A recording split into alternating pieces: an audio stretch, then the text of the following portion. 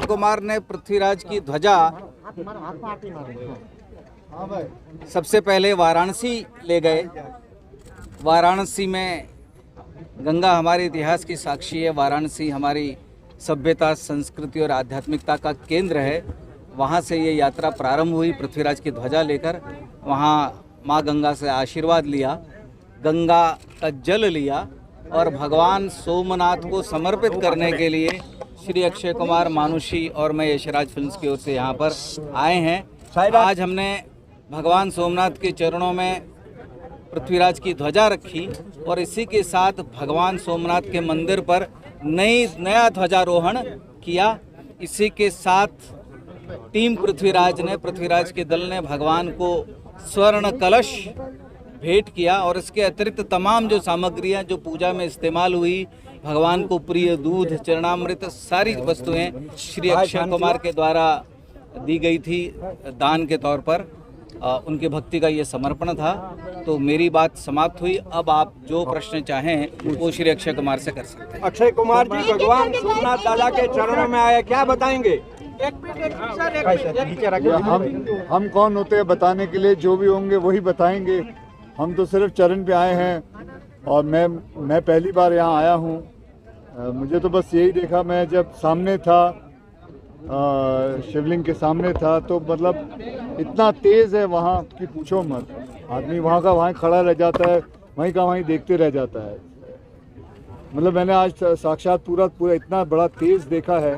बहुत ही बढ़िया लगा वहाँ जाके। बात की जाए तो आप एक पत्रकार की तरह मोदी जी का इंटरव्यू लिया था लंबे घंटे तक, तो आप भी एक पत्रकार है। सबसे बढ़िया और दोनों को प्रभावित करने वाला कौन सा सवाल था और कौन सा जवाब था? जी देखिए, वो इंटरव्यू खत्म हो गया। सर बीजों के पिक्चर आपने सब इंटरव्यू देख लिया, आप ही बता दीजिए उसमें क्या अच्छा था। सोमनाथ दादा के बाद आपने क्या प्रार्थना की? पृथ्वीराज सम्राट हिट हो इसके लिए? नहीं, हमने ये प्रार्थना की कि सब खुश रहे और मुझे हमेशा सेवा का मौका मिलता रहे, बस ये प्रार्थना की। फिल्में बनती रहेंगी, हम राष्ट्र के गौरव के लिए, हिट और पृथ्वीराज के गौरव के लिए आएंगे, क्योंकि अक्षय जी ने 150 फिल्में की हैं और यशराज ने भी 60 से ऊपर फिल्में बनाई हैं।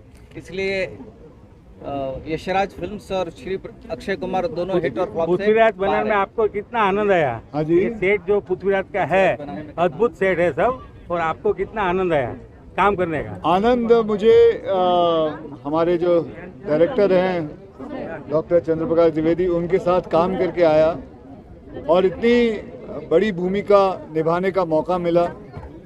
वरना इतनी छोटी सी जिंदगी के अंदर इतने सारे किरदार निभाने का मौका मिल जाए, इससे बड़ी बात क्या हो सकती है? सर आपको फिल्म इंडस्ट्री में 30 साल हो गए। 30 साल किरदार आपको पहली बार मिला है, क्या कहेंगे? जी क्या मिला? किरदार मतलब आप पृथ्वीराज का एक्ट कर रहे हो। ऐतिहासिक किरदार पहली बार मिला है, क्या कहेंगे? पहली बार नहीं है, इससे पहले भी मैंने केसरी की थी। ये मेरा दूसरी बार है जो मुझे ऐसा मौका मिला। अक्षय कुमार की फिल्म देखो राष्ट्रभक्ति पहले आती है, उसके बारे में क्या बताएंगे? औरों की तरह नहीं है। देखिए, अच्छा लगता है जब फिल्में ऐसी बनाता हूँ। ये जितनी भी फिल्में आई हैं, चाहे वो एयरलिफ्ट हो, टॉयलेट एक प्रेम कथा हो, पैडमैन हो, चाहे ये वाली भी हो, सम्राट पृथ्वीराज चौहान, बहुत सारी फिल्में हैं, वो सब मेरी प्रोडक्शन में बनती हैं, मैं बनाता हूँ और मुझे अच्छा लगता है ऐसी फिल्में बनाने में।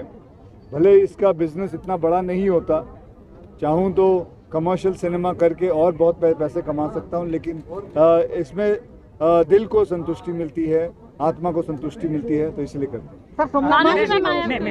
First of all thank you so much for making India proud. Thank you. And secondly, आप जैसा कि हमने ट्रेलर वगैरह में देखा है कि सम्राट पृथ्वीराज जो थे वो वुमेन एम्पावरमेंट को बहुत सपोर्ट करते थे जी, and he also used to fight for it. तो and you are playing role of Rajkumari Sanyukta. क्या फीलिंग है आपका उसके बारे में? What you feel about it? I think पहली चीज़ जो बहुत ही इम्प्रेसिव है ये बात है कि 12th सेंचुरी में उस वक्त किसी ने विमेन एम्पावरमेंट और विमेन इक्वालिटी की बात की है। उन्होंने एक राजा होने के नाते एक एग्जाम्पल सेट किया सबके सामने, सोसाइटी के सामने, और ये समझा कि उनकी जो पत्नी है, उनकी अर्धांगिनी, उनके अधिकार इक्वल है, उनकी रिस्पॉन्सिबिलिटी इक्वल है और उनका स्थान इक्वल है।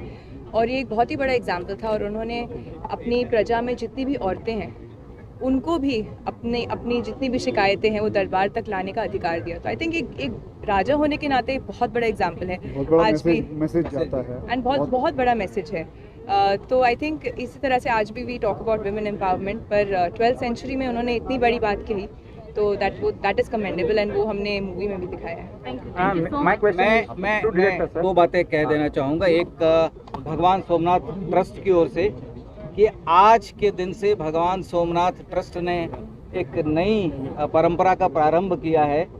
5,001 रुपया देकर कोई भी सामान्य व्यक्ति गर्भगृह के सामने बैठकर भगवान सोमनाथ की पूजा कर सकता है। उसी के साथ हम लोगों ने आज भगवान सोमनाथ की ट्रस्ट से प्रार्थना की, विनंती की कि जो भी दूध भगवान के चरणों में अर्पित किया जाता है वो मंदिर के बाहर जिनको भी उसकी आवश्यकता हो उनमें उसका वितरण कर दिया जाए, ताकि किसी भी प्रकार से किसी भी सामग्री का, जो प्रसाद की सामग्री, चाहे वो दूध हो, फल हो, वो नष्ट न हो, उसका सदुपयोग हो। ट्रस्ट ने अक्षय कुमार की इस भावना का सम्मान किया, इसलिए हम उनको धन्यवाद देते हैं। सर, सोमनाथ की स्टोरी भी बहुत ही इंस्पायरिंग रही है।